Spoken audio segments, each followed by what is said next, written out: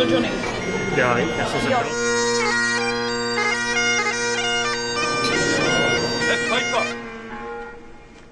No, srdíčko, štěstíčko, jasně záleží, jaký budou jako diváci, že jo, když je prostě atmosféra, jak se to vytvoří dál, prostě když to není, tak tam můžou pskat ty chci, že jo, ten kill může být jakkoliv krátký a stejně to prostě nevyhraju, no. Ale tak mám tu nějaké informace o Ponících, nějaký William Wallace tam bude, něco o Skotsku, jsem tam nějaký vnitřnosti, já bych řekl, že by to mohlo zaujmout, ale nechám to na divácích, jako jo, doufám, že jako vyhrajeme dneska, no, to je jasný. Prostě budeš tam mít nějakou prezentaci, přijdeš, já tam rožnu ti světlo tam na tu levou stranu a mikrofon si jenom musíš zapnout. To určitě najdeš, že tam prostě tlačítko dole.